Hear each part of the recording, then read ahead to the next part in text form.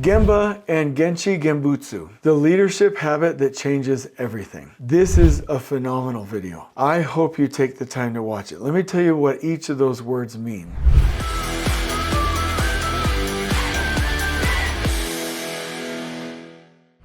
Gemba means the place of work, or you could actually translate it as scene of the crime, right? If you're going to investigate a murder, you always see the videos, they're at the scene of the crime. And Genchi Genbutsu means go see for yourself. And this is probably the simplest way I've ever been able to understand it. Companies that are lean with operational excellence, leadership is close to the field. Non-lean companies, they're disconnected. Lean, non-lean. Mr. Amazawa was talking to us about Nissan and Toyota. There was a point in their history where people didn't want to go to work for Toyota, they wanted to go to work for Nissan. And then Nissan started to decline and Toyota started to increase. And this is surprising because they're both in this general culture. But Nissan took the Western approach of leadership being like elevated and disconnected in their ivory towers. And Toyota took the approach of, hey, we're going to go on the shop floor, wear the same uniforms, get out of our offices, work shoulder to shoulder with the workers. If you went to Toyota, you couldn't see who the general managers or the president is. They'd be wearing the same uniforms as everybody else. They look the same and they're out on the floor and they take care of their people. They're connected to their people. And so they are at the place of work and they go and see for themselves.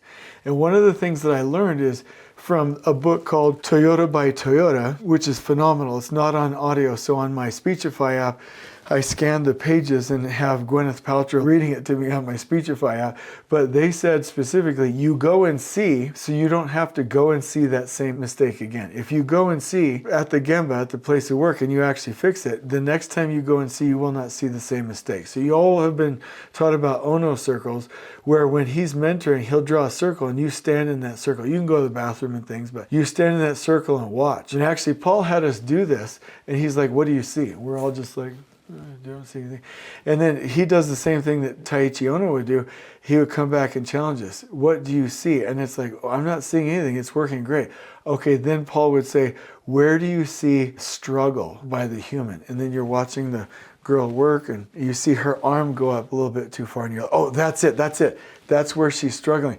Maybe those parts can be closer to her so she's in her strike zone. And then you notice something else and something else and something else. And pretty soon you get so adept at seeing struggle points or change points or friction or small bits of variation that you can come up with 100 or 1,000 ways to see what's really going on and increase flow. And in fact, I learned the other day from Beanie, Adam Bean from Australia, and I had never learned this before. I usually am like looking for the system constraint or the bottleneck, but I usually use schedules, reports, data, and field walks, but he's like, you can just go immediately to the field and go look where somebody's struggling, and that's probably your most limiting constraint, and you can trace it back and find the root cause. So going to the Gemba or Genchi Genbutsu is like an absolutely phenomenal concept. There's another story I want to tell you, and this was probably one of the most empowering and powerful things I've ever heard. And I can hear him in his voice. Mr. Amazawa, formerly with Lexus and former CEO of Toyota, I'll only fire you for 2 reasons. And I can remember him talking, and I'm not talking exactly, and I'm not making fun of him. I just love it in his voice. He was like, if you lie, I don't have need for that. And he said the second one is if you look down on Gemba people. In his voice, in his deep voice, he was like, Gemba people. What that means is Gemba people is people who are frontline workers. And he said if there was ever a leader that looked down on or disrespected or thought Gemba, the workers' boots on the ground, were less than, you would be let go at Toyota. Instead of being like, oh, it's the workers' fault and blah, blah, blah, and they're barely speak English and blah, all this. It was a high level of respect with the workers being like, thank you.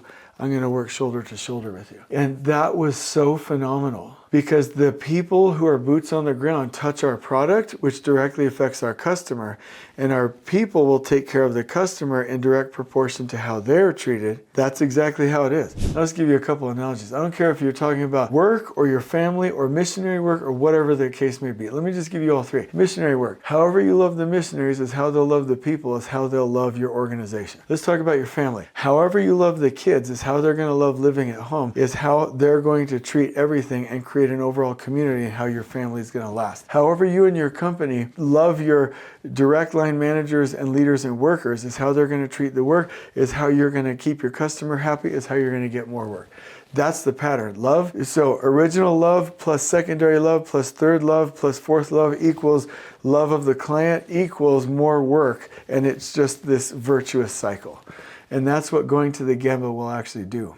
And the key is that we have to be looking for key things. And there was another learning that I got from Japan where somebody asked, what do you look for at the Gemba? Number one, you're looking for 3S. Is it sorted, straightened, and is it swept or shined? Because otherwise, even if you're in an Ono circle, you can't see anything else. It has to be absolutely clean and clear. The second thing is you watch the movement of the people. Not like Frederick Taylor where you want them to go faster. Actually, it's the direct opposite. You're looking at the movement of the people because you want to make sure that they're within their strike zone, not having to overextend themselves or working too long, right? And that everything's smooth. In fact, there was a video where Kevin and I were with Paul and everybody else, and Danny and Anna, where the person was doing a couple of things, then check it, put it in the thing, then go to the next station, then the next one, and she was just flowing beautifully. It was like poetry, very little motion.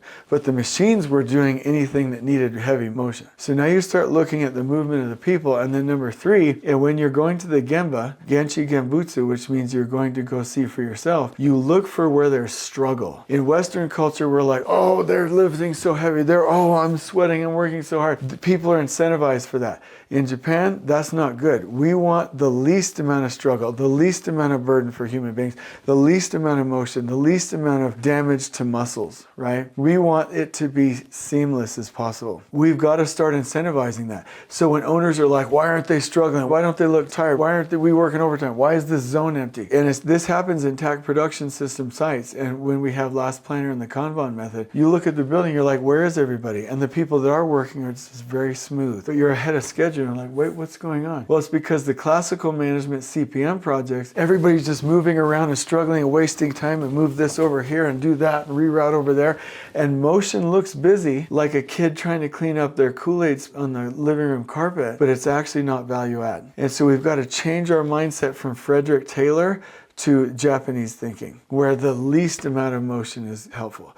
So remember, you're looking for the 3S, then you're looking for the movement of people and flow, and then you're looking for friction points, change points, bottlenecks, or stoppages. And that's what you're looking for at the Gemba. And then just one final story. In Toyota by Toyota, they talked about people going into Ono circles, and after an hour or two, only having one or two ideas. And then you start to learn all these lean concepts, and then it just starts to spiral. And now you can get up to 100 ideas in a couple of minutes of things that can be improved once you start to know what the flow unit is and where it should flow, and you start to look at change points and friction. And so this concept of going to the Gemba is great. So that means leaders have got to start being closer to the field. Every company leadership, I don't care how high you are, you have to walk your jobs monthly, 100%. You have to be out in the field at least a couple of days. And for departments, that means your boots on the ground. For field leaders, you're out in the field. For senior superintendents, that means you're walking the job. General superintendents, you walk the job at least twice daily.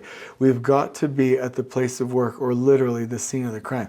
So how can you be closer to the Gemba and never again look down on Gemba people? That's my challenge for you. I hope you enjoyed this video. On we go.